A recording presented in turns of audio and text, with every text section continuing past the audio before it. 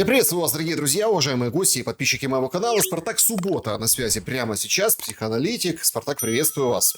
Здравствуйте, Александр. Спартак, наши встречи с вами, они носят какой-то такой, знаете, очень специфический характер.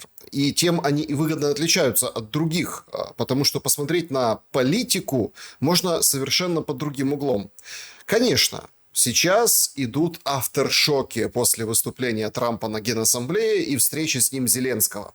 Причем, знаете, вот тоже как-то вот парадокс какой-то. Есть же у человека глаза, есть у человека уши, есть у человека понимание процессов и то, что делает та или иная сторона. Кажется, все пошло в разнос. Потому что, судя по глазам, если мы смотрели на выход, ну там, не знаю, насколько это такая проверенная информация, короче, встретились Трамп и Зеленский, ну вот так, да, то есть коротко. А потом вышли к прессе, ну и все услышали то, что услышали. На этой встрече Зеленский, ну, был как, ну, сам не свой. И это было видно. Значит, уши слышали абсолютно другую информацию, такую реинкарнацию Байдена про бумажного тигра, о том, что Россия, в общем, там, у нее ужасное положение, но мы повоюем, но на ключевые вопросы, когда там, например, вы доверяете еще Путину, увидим через месяц. А что по гарантиям для Украины? Не время еще для этого. Идет такой сухой, как бы, отыгрыш Трампа. Вообще, я хотел бы поговорить о Трампе сегодня, но начать вот именно с того, что собой представляет политика. Потому что слова, дела и картинка расходятся просто неимоверным образом. Когда же они сойдутся в одной точке? И какие ваши впечатления от вчерашних выступлений, ну и, конечно, авторшоков, послевкусий и разгона тех или иных вырванных цитат? Знаете, я посмотрел все цитаты, которые были. Отдельно я посмотрел само выступление, посмотрел в оригинале. Там язык несложный, как оказалось, они не разговаривали о чем-то таком невероятно отвлеченном от обыденных вопросов, особенно те, которые уже на повестке длительное время. И то, что говорит Трамп, он на самом деле, Трамп гениален. Мы просто это, наверное, сразу сейчас не поймем, это нужно время. Трамп делает очень удобную для него вещь. Он ставит Европу в позицию более уязвимую, вынуждая ее прогнуться настолько сильно, то есть потерять по всем фронтам, чтобы пойти на те уступки, которые хочет, чтобы Зеленский все-таки Трамп пошел. И Трампу тоже будет выгодно, потому что продаваться оружие будет в Европе. Хотя, внимание, не все оружие. Давайте мы вспомним про Патриоты. Что было сказано по поводу дачи Патриота для Дании? Как не могут, потому что у нас у самих недостаточно, не так много их в наличии. Значит, Трамп на самом деле гениален, он не глупый. Все, что он делает пока что, оно движется в одном направлении. Обратите внимание, Александр, его речевые обороты имеют, что не самое вот есть, возвратный эффект. Они сначала он говорит одно, потом совершенно другое, но действует он в соответствии с одной линией. Он не ухудшил ситуацию с Россией, по факту. Пока что не ухудшил никак ситуацию. То есть он обещал ввести санкции, потом чем это закончилось, я введу, если Европа ведет, если Европа откажется понимая, что не откажется от энергоносителей, не может Европа отказаться от энергоносителей, это просто форменный суицид. Поэтому он действует в одном и том же направлении. Он вынуждает Украину истощиться настолько сильно, чтобы под давлением внешних обстоятельств, ну, там, нехватки людей, нехватки бюджета, проблемы с политическим курсом, Украина пошла на те уступки, на которые хочет, чтобы пошел Трамп. Потому что на самом-то деле русские заинтересованы в меньших уступках, чем Трамп. Трампу на самом деле они нужны больше. И идеи уступков Трампа, они акцентированы не столько на помощи России, сколько на подрыве статуса Европы. Обратите внимание, во всех речах Трампа, во всех, без исключения, сейчас не говорю, что он там где-то, во всех, без исключения, прослеживается вот этой вот такой нитью ненависть к Европе. Он же он ее презирает. Что он говорит про Германию, что он говорил про Британию. Тут бедный мэр Лондона выпустил, я не знаю, видели вы или нет, твит о том, что бы там ни говорил Трамп, Лондон самая сильная и успешная столица. Это же смешно. Ну, то есть он так говорит реально вещи. Трамп ненавидит Европу, все, что с ней связано. Он заинтересован в том, что Европа стала на колени. Покупала у него энергоносители, по неадекватной цене, потому что даже Восток предлагает значительно меньшие цены. Я не говорю про Россию. Восток предлагает меньшие цены за энергоносители, чем Америка. И он же на 800 миллиардов склонил Урсулу на приобретение, собственно говоря, вещей, которые как бы и не нужны были. На 800 можно было бы приобрести в 2 раза больше у России. И они об этом задумываются сейчас, потому что есть серьезные проблемы. В общем, если вернуться к вашему вопросу, а так вот не расплываться мыслями по древу, суть заключается в следующем. Трамп, что бы он ни говорил, действует он всегда в одном направлении. Это направление связано с реальным завершением войны. Он заинтересован в этом, он войдет в историю как человек, который завершил эту войну, не имея прямого к ней отношения. Это первое. Второе, он не портит отношения с Россией. Потому что портить отношения с Россией равно испортить отношения с Индией и с Китаем. Даже Европа отказалась вводить пошлины Китаю, потому что, ну давайте представим себе гипотетически, она вводит пошлины на Китай. Сколько товаров на территории Европы просто исчезнет? Не будет никакого импортозамещения. Это невозможно. Ну, просто статистически нет таких производственных мощностей. Потому все, что он делает, это блеф. Делает он это красиво, правильно. Он дает Зеленскому то, что Зеленский хочет. И все, что он делает очень интересно. Есть такой эксперимент, когда-то проводился. Его название «Эксперимент Верпланка». Но на самом деле это не совсем точное название. Я не знаю, почему его так назвали. Ну, пускай. Эксперимент Верпланка. В чем заключалась суть? Гарвардские студенты договорились перед уроками с одним и тем же преподавателем поделить реакции в студии, где они будут сидеть, в аудитории. Одна часть аудитории, правая часть аудитории должна была, когда туда подходит преподаватель, постоянно улыбаться. Левая часть аудитории должна постоянно делать грустное, хмурое лицо. Стоит ли мне говорить, где большую часть времени лекции проводил преподаватель? Там, где люди улыбались. Это то, что хочет слышать Зеленский. То, что хочет давать ему Трамп, чтобы Зеленский это слышал. И то, что хочет слышать Трамп от мира. А мир сейчас хочет радикальных решений. Не обязательно правильных, радикальных. Почему? Потому что всем уже надоело. Вопрос иммиграции надоел вопрос безденежья, эти проблемы, связанные с тем, что там левые убивают правых. То есть хочется радикальных изменений. И в сознании человека есть вот эта ошибка мышления, радикализации. Он так и называется. Ошибка радикальных принятых решений. В чем суть? Мозг думает, что если было плохо, и все полностью мы переиграем, не какой-то один элемент, а полностью все переиграем, то все изменится в лучшую сторону. Не изменится. Уже запущены эти процессы, уже лучше не будет. Для Украины, кто бы сколько ни помогал, остается главный вопрос.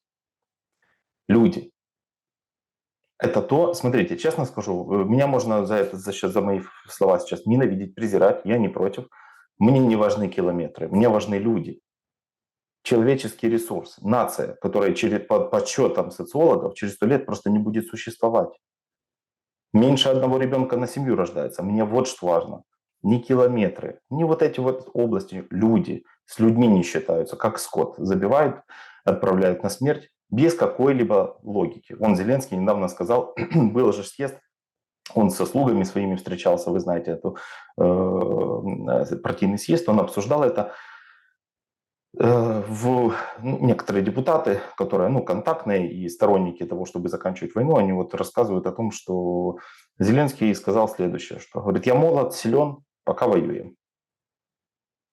Это все, что нужно знать. Вообще не интересует его ни демография, ни что-то другое. Очень похоже на сталинский подход, только на самом деле, хоть Сталин и не был управленцем непосредственно всего СССР, на тот момент был совершенно другой человек, но такой вот абсолютный цинизм, и ничего не изменит это.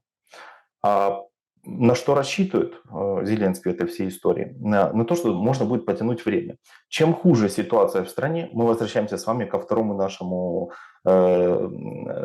нашей записи с вами. Чем хуже ситуация в стране, тем меньше критичность по отношению к событиям.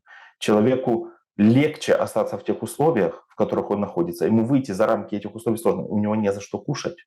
У него не за что вести детей в детский садик. Вынуждены брать кредиты на то, чтобы купить тетрадки в школу. То есть мы с этого смеялись с русских. Сейчас у нас такая ситуация. Потому он заинтересован в абсолютной эскалации, и происходит геноцид внутри государства. Спартак, тут такой момент очень интересный. Вот опять-таки, тут же ловишь себя на мысли. Ты как бы пытаешься подтвердить свою точку зрения, набирая эти факты, Или тут как бы совсем другая история, да, с набором действий и слов. Все маскируется одно под другое. Маскируется. Причем красиво. Вот смотрите, выходит Зеленский с Трампом. Он говорит там спасибо, там туда-сюда, в общем, ну, короче, 1000 раз спасибо Трампу, расшаркался, поклонился, хотя оба сидели. Но тем не менее.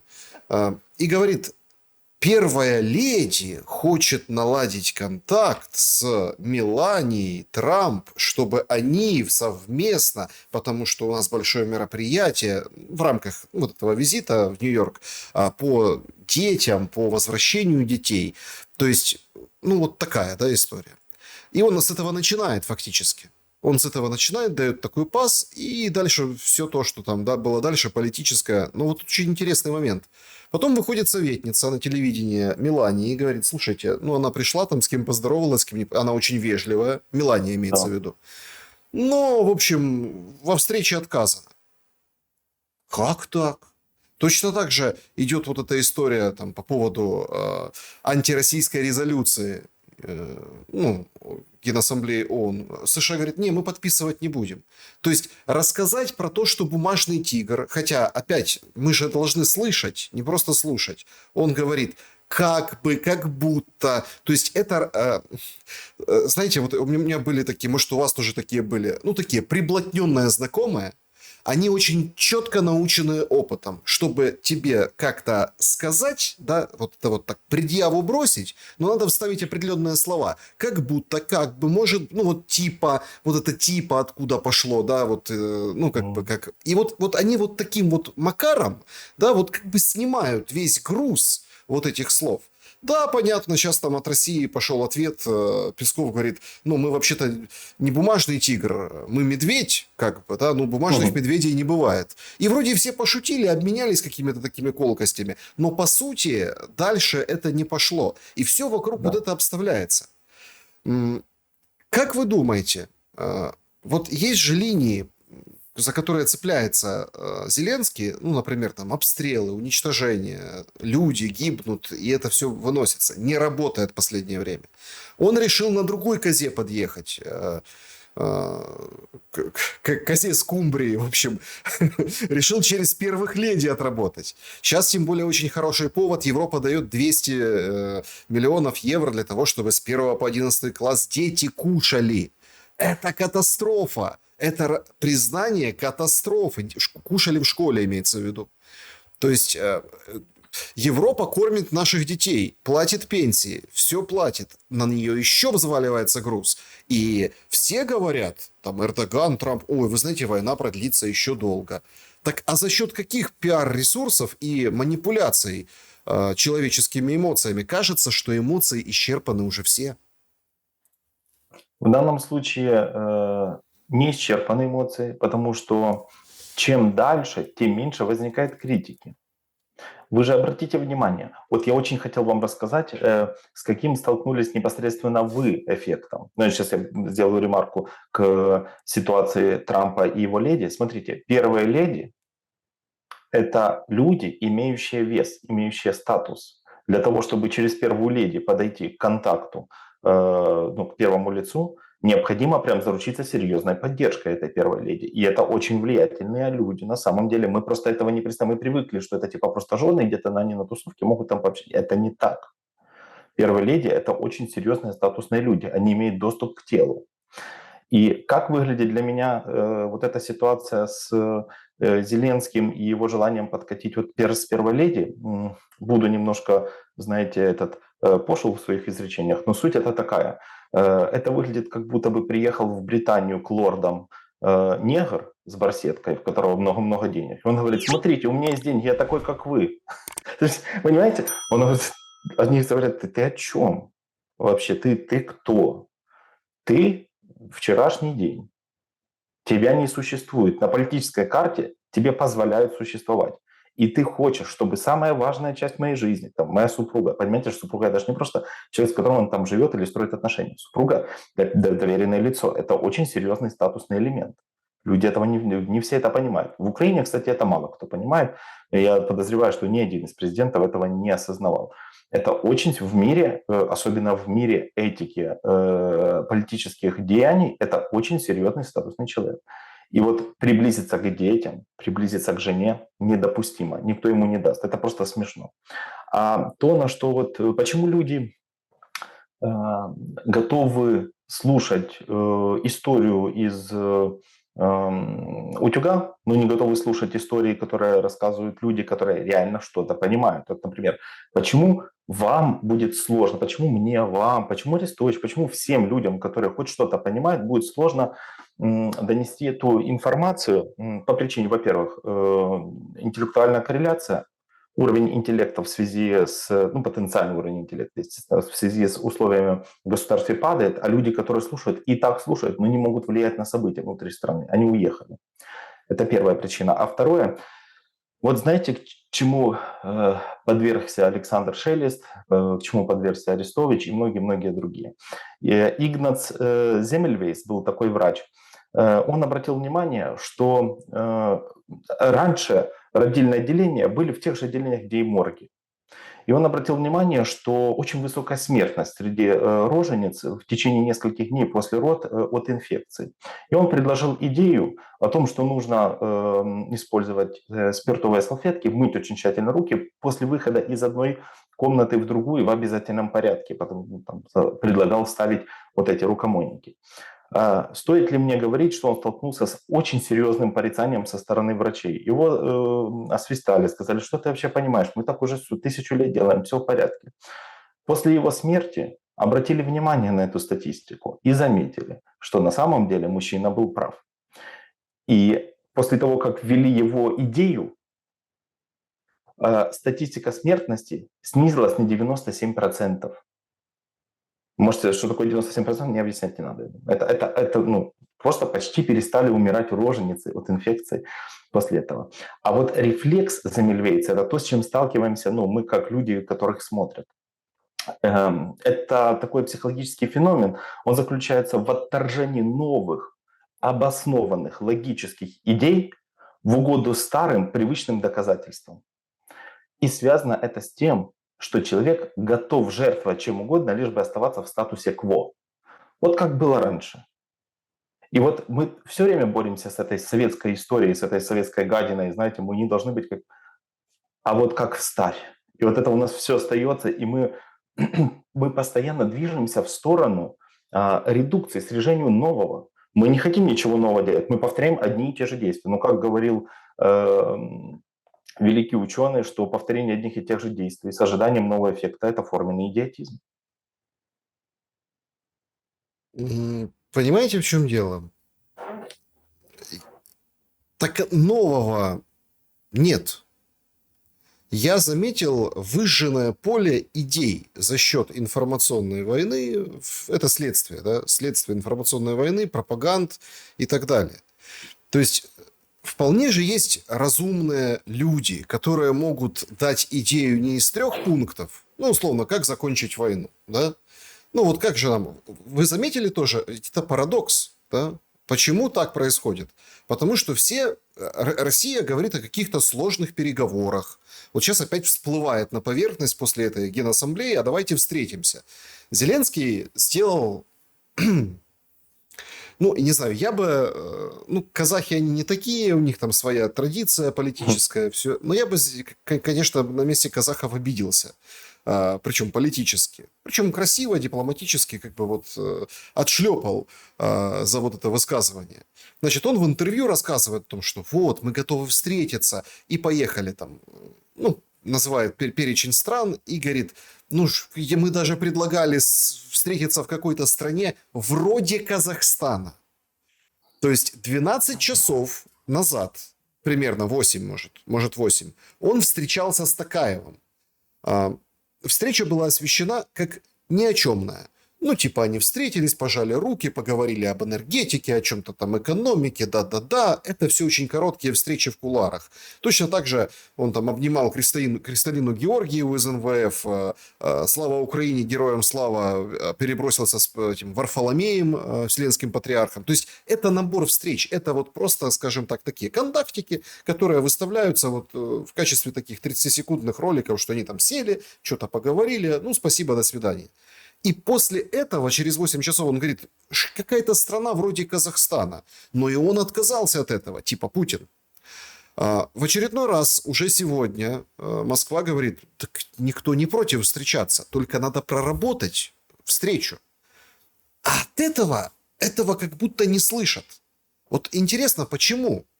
Почему не срабатывает, ну и поэтому выжженное поле идей, как закончить войну, например, да, потому что не срабатывает элементарный принцип. Этим людям народы платят налоги дипломатам. Они на это учились в институте, шли по карьерной лестнице. Ну, кто как, в Украине там по-другому немножко перескакивали. Только хотел сказать. Но они же на это заточены, на многоуровневые пункты, и на договоренности, чтобы условно там встретились два лидера и сказали, там пожали руки, подписали и коротко объяснили, что они сделали. А у нас этого нет. Александр, вот вы очень метко подметили, я хочу задать вам вопрос. Существует ли вообще в Украине дипломатия? Как вы считаете, ваше мнение по поводу этого? Знаете, я вам параллелью отвечу. Сейчас последние годы, и я согласен с этими историями, они, правда, конечно, их записывают в пропаганду. А существует филология в Украине сейчас? Да? Вот вопросом на вопрос.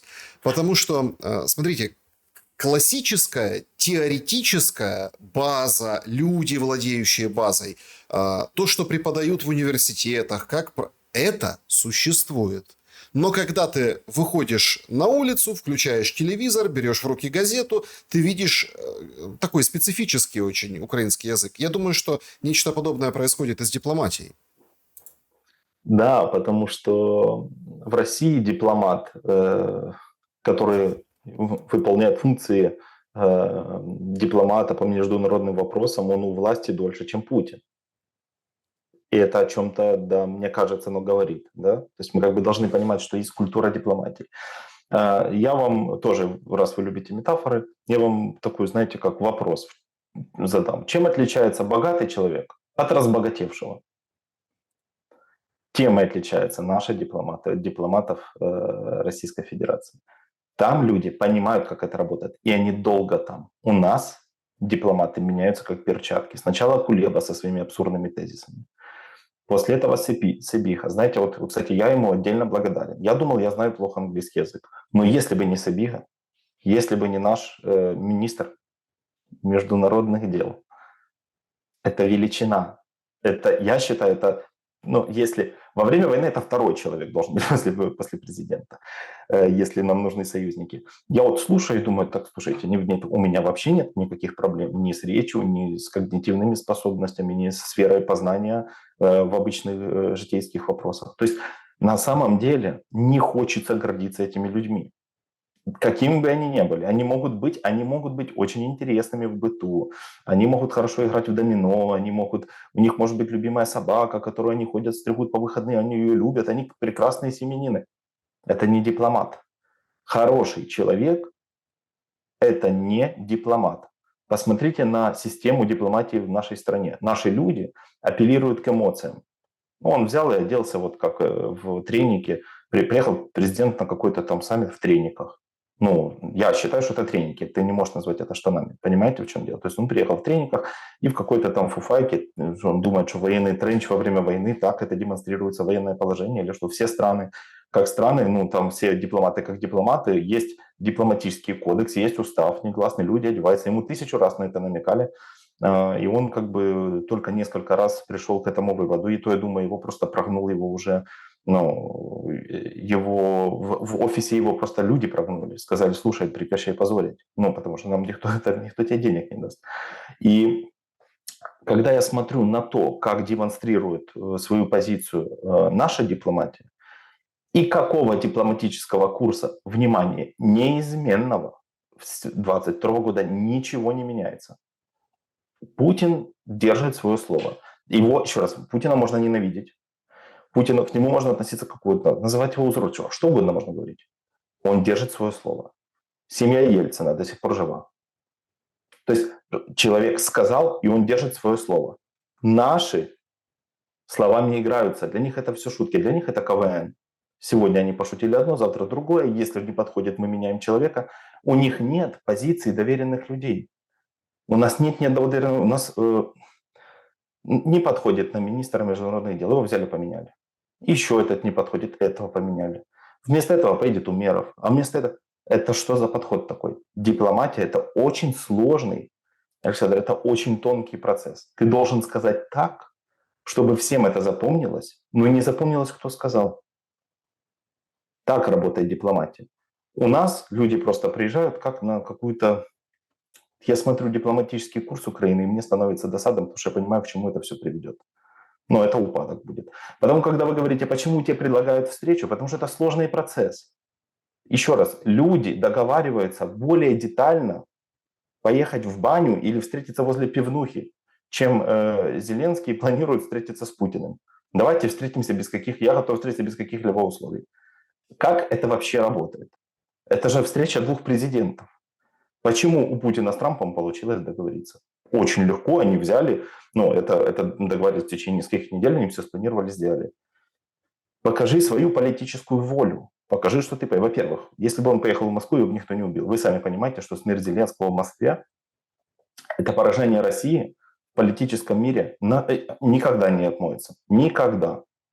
То есть это Ну был и бы... какой, и тут бы памятники сразу в Украине расставили, потому что это мученик. Ну, вы что? Да, Это... да. Воевали бы до последнего, мобилизировались даже в дети. Понимаете, то есть вообще ни в коем случае никто бы его не тронул. Никто его бы не стал убивать. Это просто, это репутация Путина. Путин к репутации относится, в вопросах политических, да, довольно серьезно, и это формирует его статус. Его не волнует репутация среди каких-то там стран, с которыми он не торгует. А вот статус среди сверхдержав волнует, что Россия сверхдержава. И если он говорит «приезжай», то имело бы смысл приезжать. А он ищет причины не приезжать. И теперь вот последнее, на чем я хотел бы сделать акцент. Смотрите, любые договоренности о проведении серьезных встреч главных лиц государства, да даже не государства, бизнесов, по слиянию, например, вот хотят слияние компаний, проходит неоднократно на нескольких уровнях. Сначала общаются менеджеры, топ-менеджеры и потом на нескольких уровнях и на тех условиях, которые подходят всем. Путин предлагал Зеленскому условия, которые подошли даже Трампу. На этом все. То есть все, Трамп сказал, отличная идея, Зеленский говорит нет. И не потому, что он не понимает, к чему он движется, он все понимает. Дело в том, что просто никто не хочет завершения этой войны, потому что конец войны равно конец жизни. У Зеленского нет альтернативы. Мы не знаем, чем его жизнь закончится, может даже и закончится. Мы не знаем, чем она вообще закончится после войны. Его никто не выберет второй раз, если хоть сколько-то здоровые люди. Если там будут люди хотя бы с двузначным IQ, никто его выбирать не будет. По поводу идей, как закончить войну, а где они должны рождаться? Вот, понимаете, нет среды, где они должны рождаться, эти идеи. И вот это самое страшное. Не находите? Они рождаются, они очень эффективно рождаются на кухнях, они хорошо рождаются в окопе, они неплохо рождаются возле детского садика, между родителями, которые ждут забрать своих детей, у которых нет возможности их прокормить. Они даже отлично рождаются у людей, которые находятся за границей, у которых есть имущество в Украине. Идеи о том, как закончить войну, отлично рождаются в головах мужчин, у которых в следующем году заканчивается срок действия паспорта. У всех рождаются эти идеи. Проблема не в том, что идей нет. Проблема заключается в том, что нет желания их реализовывать. Смотрите, отвоевать все территории, то, что сказал Трамп, это идея просто похорон Украины окончательная. И я думаю, Путин в этом заинтересован. У меня есть подозрение, смотрите, тут я просто говорю, что у меня есть такое подозрение, потому что выглядит так, как будто бы Путин и Трамп, они очень хорошо поняли, как они будут делить, потому что все, уже нет неполярного мира, он многополярным становится. И они понимают, куда нужно двигаться. Они все это обсудили и просто приняли это решение. Потому что из того, что я могу наблюдать в медийном поле, я не вижу конфликта между Путиным и Трампом. Я вижу конфликт между между Трампом и Европой. Он же ни разу не сказал, что в России что-то не так. Не, почему? Экономика плохая. Ужасная экономика в Очень. России. Она плохая. В 2022 году я все ждал, когда-то экономика рухнет, честно говоря. Мне же обещали, а я все ждал и ждал. И потом такой смотрю, а что-то она не падает. А Китай и Индия – это добрая половина населения мира. Медицина – это Индия. Производство – Китай. Давайте подождем еще ситуацию, которая будет связана с Тайванью и Китаем. Не ясно, как это все закончится, потому что если Китай станет монополистом в производстве чипов, ну, я не совсем понимаю тогда, куда дальше двигаться. Ну, Смотрите, вы очень интересную вещь сказали, что как бы все люди, которые уехали, у них заканчивается загранпаспорт, это вот главные генераторы идей, как заканчивать войну, и плюс подобные люди, которые там сидят в окопе, подобные люди, которые еще где-то. Но тут, понимаете, возникает же очень важный вопрос. А связи у верхушки государства с этими людьми нет. Они разорваны, эти связи. Нет вертикалей, нет, получается, линий, нет каких-то, скажем, моментов. Получается, что все это заменило, ну, условно, вот эта эмоциональная пропаганда. Ух, смотрите, Зеленский сказал, а как Трамп ответил, а как вот здесь. Вы тут приводите Индия, Китай, пытаетесь нас, нашей дискуссии, наш разговор как-то вот масштабировать на большие какие-то числа, да, большие числа. Ну, так выходит же Зеленский, говорит, без Китая Россия ничто. Вот так вот. Съел Путин, все. Ну, тебе, фига тебе. Понимаете, на всю Ивановскую как бы раскрыл. И ты вот сидишь и думаешь, ты пытаешься проанализировать мировые тенденции, процессы, там, экономические последствия там, от пошлин, от сделок, многополярный мир, вот это все вещи. А тут все, без Китая Россия ничто. Вот так вот.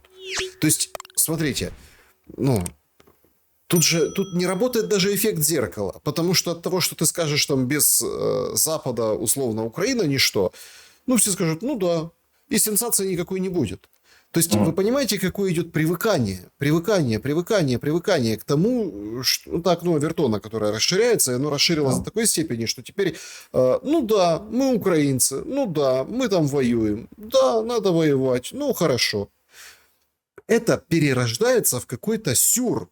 Есть агентство «Рейтинг», оно опубликовало данные о том, что 62%, да, по-моему, 62, 53, короче, самое главное в жизни – это победа в войне. 62%. 62%. 53% это там семья, там чуть меньше это здоровье. Ну, вот так. По-моему, такие цифры. Более того, они в эту подборку втулили еще то, что а хотели бы ли вы уехать на постоянное место жительства за границей? И сделали прям раскладку среди бедных, богатых, там, возрастную раскладку. Короче, все хотят оставаться жить в Украине. Провели опрос и преподнесли. Получается, ну, у нас лепят рейх. Ну, смотрите, чтобы слепить рейх, нужно несколько факторов. Во-первых, мощный лидер. А у нас нет мощного лидера, потому что лидер готов принимать на себя ответственность за происходящее в государстве. Он не принимает ответственность, он перекладывает ответственность на врага. Вообще, да, мощная экономика, экономики нет, самостоятельной экономики. Ну и третье – это единство народа. У нас нет единства народа. Мы не можем создать рейх. С политической точки зрения это абсурдно. Чем занимается Зеленский? Есть в системе, есть наука логика, такая дисциплина на самом деле, не всем наука, но многие ее называют наукой, логика. И там есть логические предпосылки. И в ошибке логических предпосылок есть одна из, которая называется апелляция к оппоненту. Обратите внимание, у вас все плохо в государстве, а вот у России без. У вас демографический кризис.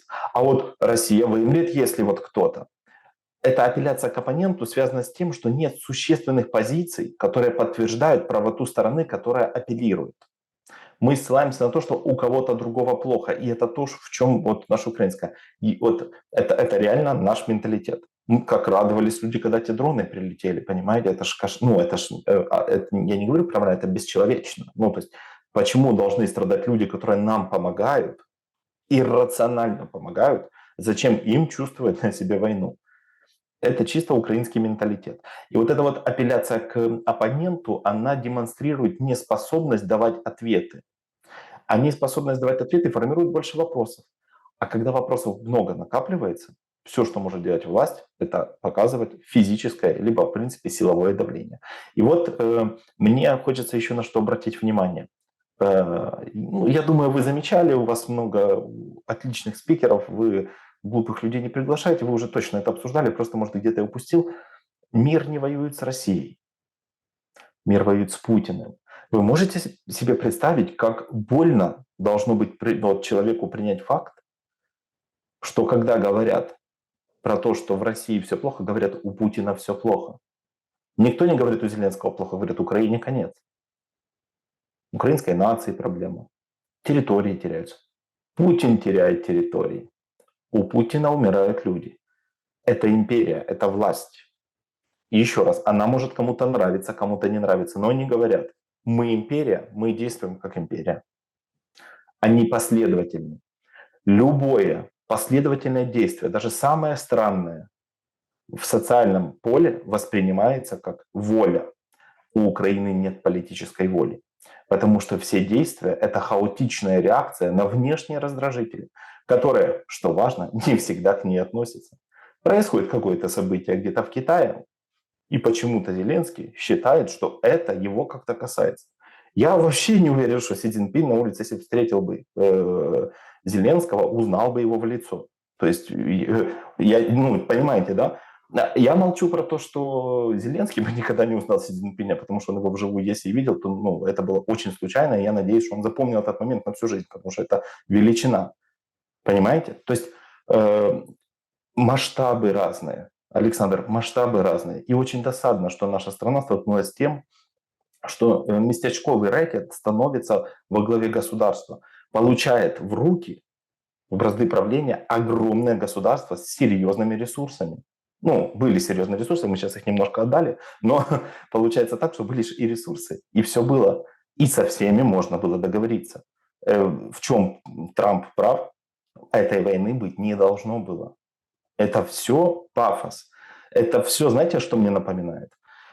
Я когда-то начал только ходить на бокс, я занимался все время именно спортом, и я где-то в классе, наверное, там, третьем, четвертом начал ходить на бокс, и хотел похвастаться, и ходил, говорил, что я там такой сильный, что это могу. И ко мне пришел один парень из параллельного класса и говорит, ты сильный, давай драться.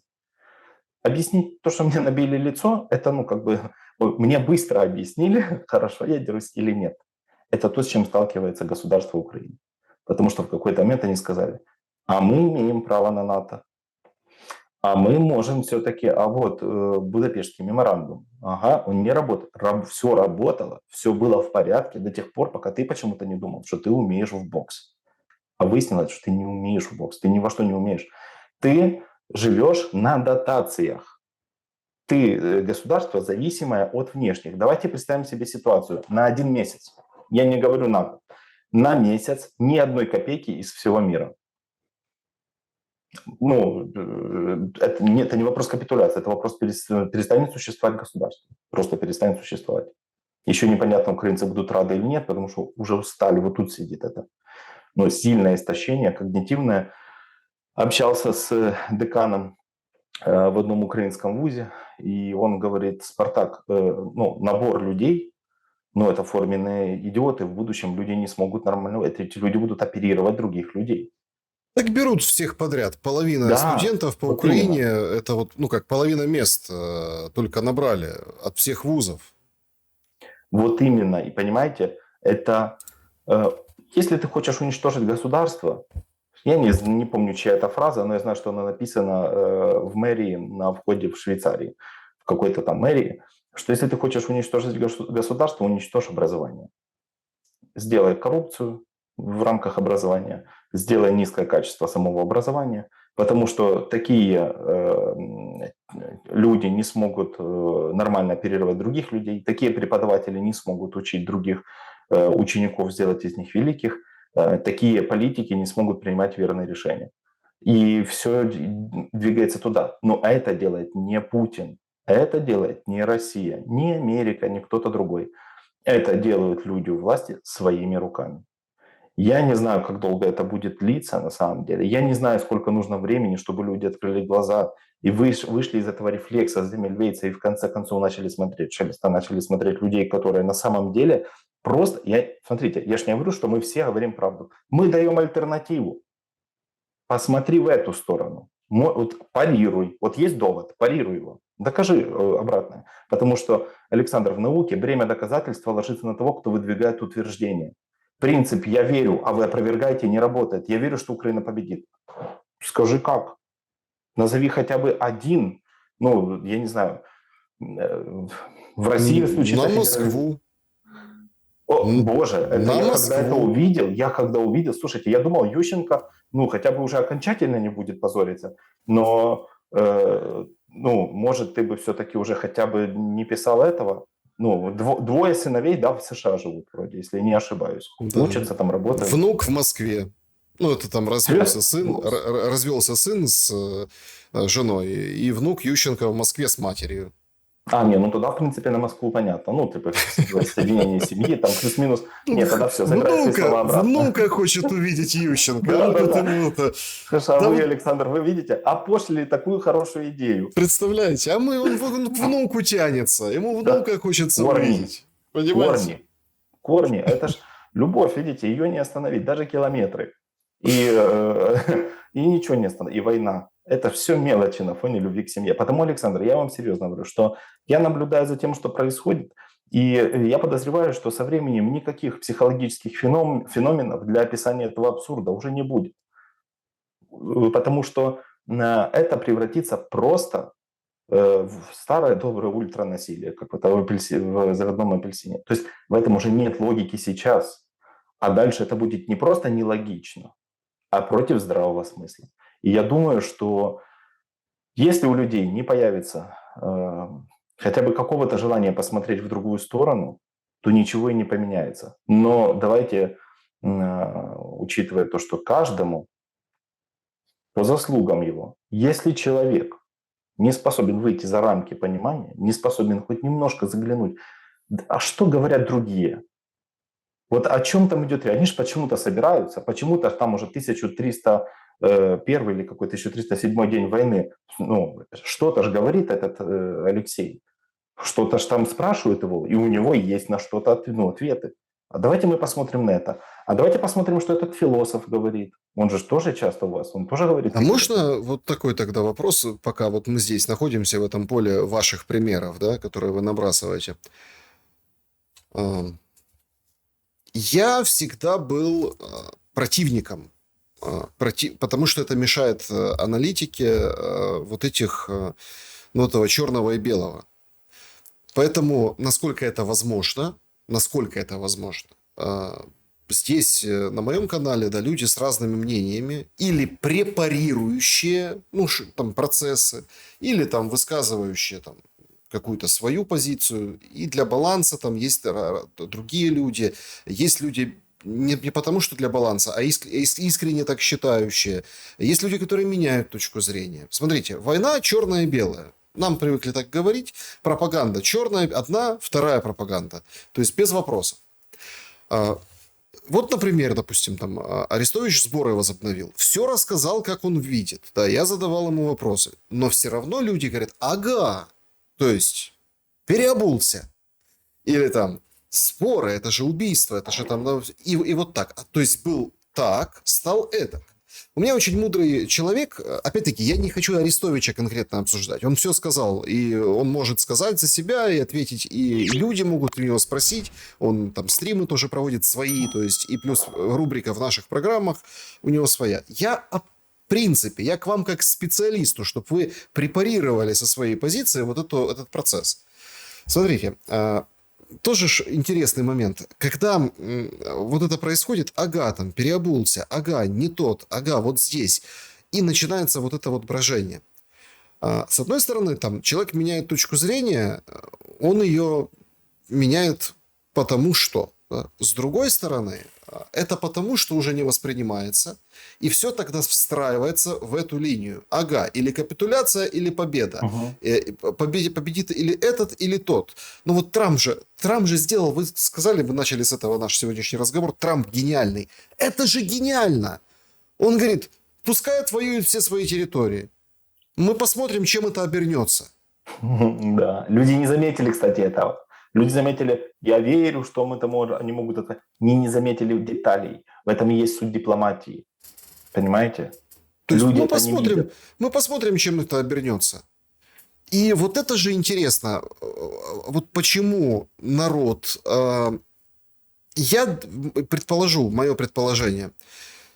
Человек сам бы хотел изменить точку зрения. Не говорю диаметрально противоположно, на определенные вопросы. Но он там уличает другого человека в том, что он это делает, и как бы он вымещает вот эти дискомфорт свой от того, чтобы он сделал сам на другого. Именно отсюда вот такое там отторжение или под микроскопом смотрят, ага, что он сказал. Сегодня там ватник, завтра там кастрюля, ну и вот эти все моменты. Мгм. Есть такой эффект, называется систематическая ошибка внимания. Когда человек заостряет внимание на одном объекте, он чаще сталкивается с этими объектами. И если он длительное время в рамках иллюзии правды постоянно слышит из средства массовой информации, что кто-то конкретный очень плох, то он будет считать, что любое его действие подпадает под категорию плохих действий. Если задать вопрос, вот смотрите, просто на улице встретить любого человека, что ты думаешь об этом человеке? Ой, он такой, там перебылся, еще что-то. Хорошо, что ты лично думаешь о нем? Что ты знаешь о нем? Ты слышал эти доводы какие-то или не слышал? Ты слышал его слова? А что он сказал? Нет, не слышал. Где ты взял эту информацию? Ну, так в средствах массовой информации повторялось. Понимаете, в чем дело? Репутация человека не принадлежит человеку, она принадлежит средствам массовой информации. А у нас средства массовой информации полностью подавлены, и там нет никакой свободы воли. Потому почему так работает? Во-первых, честно, Александр, люди не любят людей, которые лучше, чем они выглядят, богаче, чем они, умнее, физически сильнее, вообще хоть сколько-то, имеют хоть какой-то шанс доминировать. Они Ну этих людей погодите, не любят. война же сумасшедший уравнитель. Война, когда любой, например, там, это я не хотел приводить эти примеры, это не очень корректно звучит, но было видео где-то в киевских группах, встречает молодой, парень молодой, снимает на телефон ханурей, опустившихся людей. Они полупьяные, с подбитыми глазами, после драки, черти как выглядят, женщина и мужчина. Ну, они достаточно молодые, то есть, они полностью. И тот рассказывает в пьяном каком-то угаре о том, что он там служил в ВСУ, 82-я бригада, а сейчас в СЗЧ. Понимаете, в чем дело? Смотрите, я не буду давать оценку. Мы не знаем, правда это или неправда. Если это правда, это, понятно, одна история, и мы тут можем поморализировать.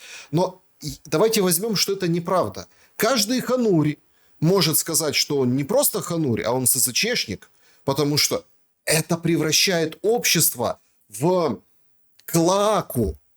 Это превращает общество, а еще это законодательство, да, которое там будут принимать, что ты не можешь слова против военного сказать, оскорбить его там, или каким-то там... Короче, поругаться нельзя с военным, это или штраф, или уголовка.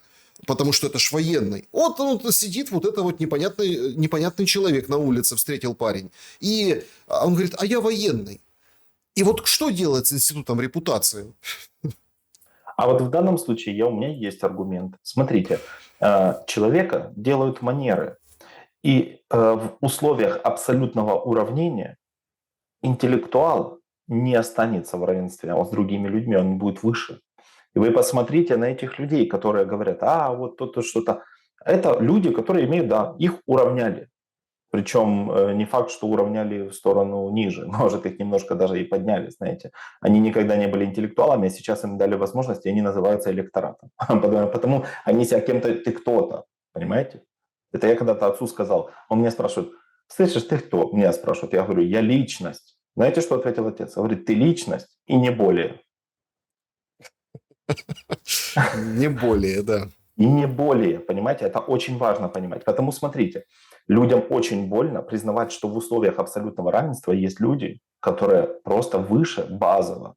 И это делается благодаря манерам, интеллекту и статусу, который у них есть. Не репутации. Их репутация не волнует. Я уже когда-то вам говорил, что репутация – это то, что думает масса. Это желание масс снизить значимость талантливого человека. И это несложно. Оклеветать кого-то или еще что-то – это не проблема. А статус Путина, у него плохая репутация в мире. А статус?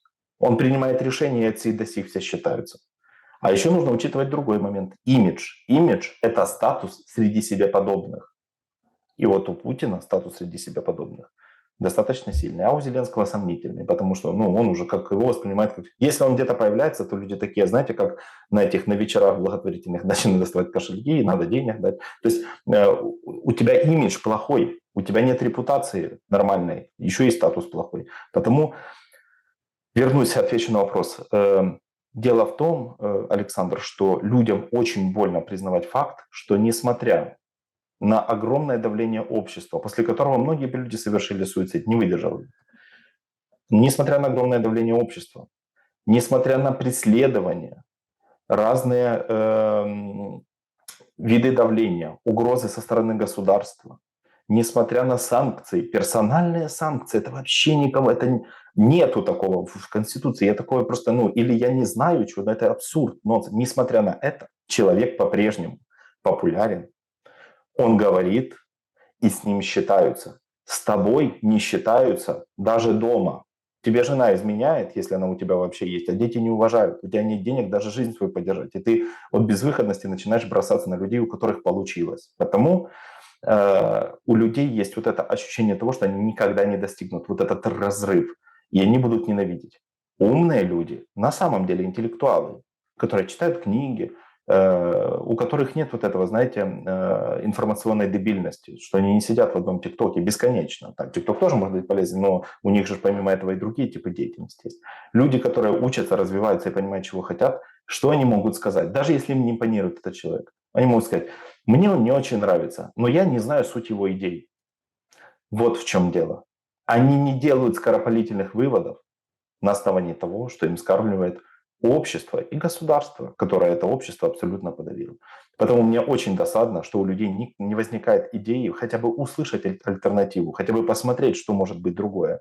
Потому что запомните, чем выше давление со стороны общества, чем выше давление со стороны государства, и чем более эффективно человек не реагирует на это и продолжает свою деятельность, тем выше его интеллектуальный и социальный статус. И когда все это закончится, а я вас уверяю, Александр, это закончится.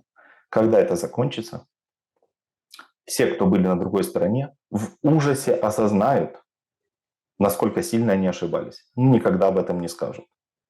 Они просто будут жить свою довольно грустную жизнь с осознанием того, что они топили, воевали не туда, как говорится, топили не за то, за что нужно было.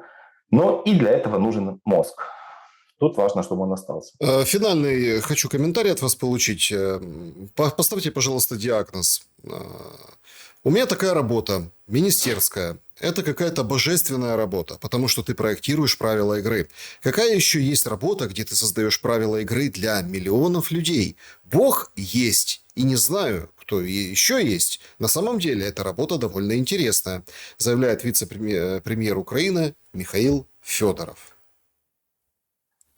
Смотрите, во-первых, то, что мы можем услышать, если мы берем только текст, это скачка мыслей и разорванное мышление, которое имеет бессвязность и отсутствие одной линии повествования. При диагностике в психиатрии мы смотрим на процессы мышления. Для того, чтобы они были стройны, необходимо все-таки использовать когнитивный ресурс. Человек должен думать.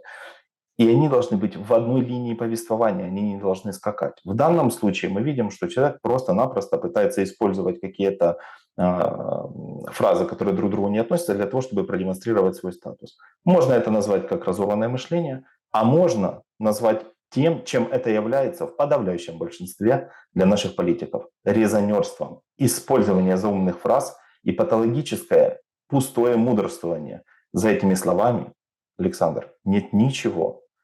То, что он создает правила игры, он создает не правила игры. Он подчиняется правилам игры, которые ему позволяют реализовывать в тех условиях, в которых он оказался. Сегодня ему это дают делать, завтра у него это отнимут, и послезавтра он будет себя чувствовать очень-очень плохо. Потому никто там не создает никакие правила игры. Единственное правило, которое создано, они созданы Трампом, созданы Путиным, созданы другими сверхдержавами, и мы просто по всем этим правилам играем. Что Европа, что Украина находится в худшей ситуации. Да, Спартак Суббота был моим собеседником сегодня. Спасибо за время и мысли. Спасибо, Александр. Друзья, берегите себя. Всем добра и света. Увидимся.